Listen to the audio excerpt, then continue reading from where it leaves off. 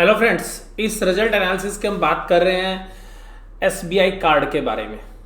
SBI card का result analysis आप देखेंगे, लेकिन उससे पहले मैं एनालिसिस के अंदर एक बात आपके साथ बोलना चाहूँगा कि देखिएगा यहाँ पे जो प्रॉफिट है वो 50% डिक्लाइन हो गया है, यानी कि 50% प्रॉफिट जो है साफ हो गया है।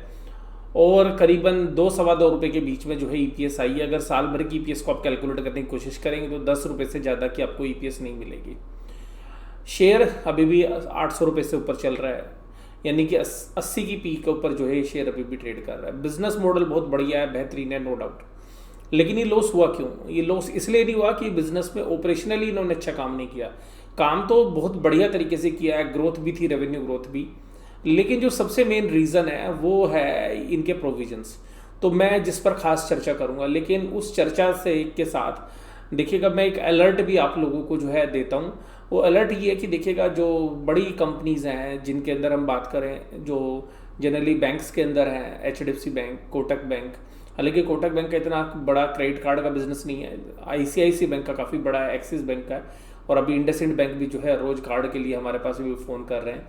तो ये जो कार्ड वाली जो कंपनीज हैं और इसमें अनसिक्योर्ड लोन जिनके पास हैं, यानी कि जो एनबीएफसी थी और अब जो है कंपनियां बन गई हैं, बैंक बन गए हैं, जिसके अंदर मैं कैपिटल फर्स्ट नाम से जो कंपनी चलती थी उसका बिजनेस आईडीएफसी फर्स्ट बैंक में आ गया। तो इस तरीके की जो कंपनियां हैं उनके ऊपर जो है क्या असर पड़ेगा, ये आपको देखना है। तो यहाँ पर जो इनकी नॉन परफॉर्मिंग असेट्स हैं उनसे आप आइडिया लगाइएगा। ये जो एसबीआई कार्ड का बिजनेस है वो अनसिक्योर्ड लोन का बिजनेस है, पैसा उधार देते हैं लेकिन कार्ड के ऊपर। अब कार्ड के बदले में कोई गारंटी तो इनको मिलती नहीं है। तो इसी तरीके से कुछ कंज्यूमर लोन, रिटेल लोन्स जो इस तरीके की कंपनियां और भी देती हैं, तो उनके ऊपर भी सिमिलर जो है असर होंगे। और सिमिलर असर इसलिए होंगे कि देखिएगा जो कार्ड वाले जो ग्राहक है वो सब कंपनीज का एक जैसा, यानी कि सभी बैंकों का मोर और लेस एक जैसा है। लेकिन कुछ बैंकों ने अभी जिन्होंने रिजल्ट शो किए हैं उन्होंने एक प्रॉपर प्रोविजन, शायद अगर एसबीआई कार्ड के प्रोविजंस को देखें या बजाज फाइनेंस के प्रोविजंस को देखेंगे तो प्रॉपरली नहीं बनाए हैं। तो मुझे अभी भी एक बहुत बड़ा अलर्ट है, चाहे उसमें आप एक्सिस बैंक की बात करिएगा, आईसीआईसी बैंक की बात करिएगा, तो इनकी जो रिजल्ट्स आएंगे तो वहाँ पर भी प्रोविजंस की फिगर जो है आपको क्लोजली वॉच करनी पड़ेगी। हालांकि एक्सिस बैंक ने काफ़ी बड़े प्रोविजंस पिछले बार भी बनाए थे, एसबीआई कार्ड ने भी बहुत बड़े प्रोविजंस बनाए हुए थे, और यहाँ पर भी प्रोविजंस के अंदर एक बहुत बड़ा इजाफा देखने के लिए मिला है। तो यहाँ पर हमें एक ही बात समझ में आती है बजाज फाइनेंस के रिजल्ट एनालिसिस करने से, एसबीआई कार्ड का भी रिजल्ट एनालिसिस कर रहा हूँ, कि बैंकों के लिए खतरे की जो है घंटी हमें सुनाई देती है अभी भी। और बैंकों में जिस तरीके की रैली हुई है वो वास्तव में मुझे पर्सनली ऐसा लगता है कि शायद वो सस्टेन नहीं करेगी over a longer period of time. तो अभी जो मैं पिछले अपनी वीडियोज़ में बोलता भी रहा हूँ कि एचडीएफसी बैंक के जो रिजल्ट सामने एनालिसिस किए थे वहाँ पे प्रोविजंस के फिगर पर जो है मुझे थोड़ा सा जो है संदेह था। और संदेह इसलिए था कि प्रोविजंस की फिगर कम है, क्योंकि एचडीएफसी बैंक का भी बहुत बड़ा जो बिजनेस है वो कार्ड के ऊपर है, पर्सनल लोन का बिजनेस है, और जहाँ पर कि प्रोविजंस की जो मात्रा है वो मुझे पर्सनली कम लगी। और अगर प्रोफेशनली भी अगर मैं देखूँ तो वहाँ पर कुछ डाउट बनने जो है लाजमी थे। और यहाँ पर जैसे जैसे रिजल्ट्स आने लग रहे हैं दूसरी कंपनीज के, वहाँ से कुछ और सूचनाएं भी हमें जैसे प्राप्त हो रही हैं, तो एक डाउट जो है वो हमारा रेज हो रहा है कुछ ऐसे बैंक के ऊपर जिन्होंने रिजल्ट तो डिक्लेयर किए हैं लेकिन प्रोविजंस की फिगर प्रॉपर मात्रा में नहीं है। आइएगा बात करते हैं एसबीआई कार्ड के रिजल्ट के बारे में। देखिएगा एसबीआई कार्ड का रिजल्ट, सबसे पहले इंटरेस्ट इनकम। ये जो पैसा उधार देते हैं, जो क्रेडिट कार्ड में डिफॉल्ट करते हैं, तो उनसे भारी भरकम जो है इंटरेस्ट वसूला जाता है। और इस इंटरेस्ट के अंदर भी बहुत सारा पोर्शन ऐसा इंटरेस्ट है जो भी सुप्रीम कोर्ट के अंदर पेंडिंग है, आप ये ध्यान रखिएगा। तो यहाँ पर 1275 करोड़ का इंटरेस्ट उन्होंने कमाया, जो कि पिछले क्वार्टर के अंदर, पिछले साल से मैं कंपेयर नहीं करूंगा, क्योंकि बिजनेस जो लैंडिंग का बिजनेस है वो एक्यूमुलेट होता रहता है, यानी कि आपने एक बार लोन दिया तो आपको ब्याज मिलना शुरू हो जाता है। तो मैं इसको ईयर ऑन ईयर कंपेयर ना करके क्वार्टर ऑन क्वार्टर ही करूंगा। तो 1412 से घटता हुआ नजर आया। लेकिन देखो ये बैंकों ने अपनी मेंबरशिप फीस और जो सर्विसेज के पैसे हैं वो बढ़ा दिए, तो उसकी वजह से देखिएगा बहुत सारी मेंबरशिप फीस इनको मिली है इस बार बढ़ के। सर्विस चार्जेस भी जो हैं लगभग डबल हो गए हैं। बिजनेस डेवलपमेंट इंसेंटिव इनकम जो दूसरे के बिजनेस के बारे में करते हैं वहाँ से अच्छा पैसा इनको मिला है।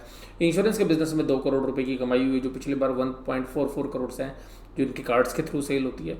और इस तरीके से टोटल जो रेवेन्यूज़ हैं वो पिछले क्वार्टर के मुकाबले में करीबन अगर आप देखेंगे तो 12% ज़्यादा है। तो रेवेन्यू फ्रंट पर आपको एक अच्छी जो है जगह देखने के लिए मिलेगी। तो ये रेवेन्यू की जो फिगर्स है ये काफ़ी उत्साहजनक आपको लगेगी। आप देखिएगा यहाँ पर एक्सपेंसिस फाइनेंस को, जो आपने ब्याज दिया और जो ब्याज लिया, तो आपने ब्याज लिया ज़्यादा, दिया कम, यही आपका मेन इनकम का सोर्स है। और यहाँ पर भी सेम है कि आपने इंटरेस्ट तो क्या किया, आपने कम लिया, और लेकिन कंपेरेटिवली इंटरेस्ट पेमेंट ज़्यादा है, जबकि रेट ऑफ इंटरेस्ट पूरे बाजार में कम है। तो इसका मतलब है कि इसके अनसिक्योर्ड लोन के नेचर होने की वजह से जहाँ से ये फंडिंग्स लेते हैं उन्होंने रेट ऑफ इंटरेस्ट बढ़ा दिया। तो सीधी सी बात यह है कि इनको भी अब महंगा ब्याज मिल रहा है, जबकि बाजार के अंदर रेट ऑफ इंटरेस्ट घटे हैं, क्योंकि ये जिस पोर्शन के लिए लोन लेते हैं, जिन डेट को ये सिक्योरिटाइज करते हैं, उसके अगेंस्ट में जब ये पैसा बैंकों के पास जाके उधार लेते हैं तो वो रेट बढ़ता हुआ नजर आ रहा है। तो जनरली इनका बहुत बड़ा जो लोन है ये एसबीआई से ही लोन लेते हैं या बाकी जगह से भी लेते हैं, तो वहाँ पर एक आपको इंटरेस्ट की जो है कॉस्ट के अंदर उतना बेनिफिट, यानी कि जो नेट इंटरेस्ट मार्जिन है वो आपके कंफर्टेबल नहीं है। तो नेट इंटरेस्ट मार्जिन जो है आपके नेगेटिव साइड में है, तो ये एक जो है मुझे ख़राब लगा। दूसरा, 485 करोड़ के प्रोविजंस थे पिछले साल, ये 861 करोड़ के प्रोविजन हो गए, डबल प्रोविजन हो गए, यानी कि बैंक ने मान लिया कि पैसे वसूल करने में तकलीफ है। और ये जो वसूली की तकलीफ है ये वास्तव में पूरे के पूरे इकोनॉमी के अंदर जो फाइनेंशियल्स जो कंपनीज़ हैं, एनबीएफसीज या बैंक्स, उनकी जो है एक तरीके से कच्चा चिट्ठा खोलने लग रही हैं। और यहाँ पर कुछ बैंक हालांकि सही तरीके से दिखा नहीं रहे हैं। जो बात मैंने आपके साथ बात की, ईपीएस देखिएगा आधी हो गई, 4 रुपये 20 पैसे की ईपीएस थी, अब 2 रुपये 20 पैसे, क्योंकि अगर डाइल्यूटेड बेसिस पे देखेंगे डाइल्यूटेड ईपीएस तो 2 रुपये 17 पैसे की। तो हमें डाइल्यूटेड ही देखनी, क्योंकि कंपनी को डाइल्यूटेड वाली ईपीएस मिल रही है भविष्य में, क्योंकि बहुत सारे जो शेयर होल्डर्स हैं उनकी इक्विटी डाइल्यूट होगी, या तो एम्प्लॉय को फ्री में शेयर्स देंगे जाएंगे, या कहीं पर प्रेफरेंशियल अलॉटमेंट या कोई वारंट्स वगैरह कंपनी ने इशू कर रखे हैं, जिसकी वजह से आपकी जो ईपीएस है वो रिड्यूस हो जाती है, उसको आप बोलते हैं डाइल्यूटेड ईपीएस। तो डाइल्यूटेड ईपीएस 2 रुपये 17 पैसे है। आप इससे भी कैलकुलेट करोगे, चलिए हम ग्रोथ को भी एडजस्ट करते हैं, तो 10, 12, 15 रुपये से आप 12 रुपये मान लीजिएगा, अगर आप कंफर्टेबल भी अगर थोड़ा सा और होंगे तो 12 रुपये की ईपीएस, 800 रुपये का शेयर।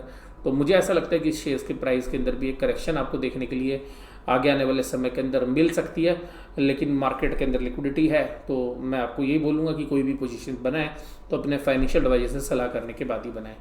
दूसरी बात सुनिएगा, एज ऑन 30 सितंबर 2020 the company has converted balance, ये देखिएगा बैलेंस है, जो पैसा उधार था उसके अंदर जो वसूल करना था इस पीरियड में, जो ईएमआई में, into the under the scheme it's carrying 10% provision. इस पर इन्होंने 10% प्रोविजन बना रखा है।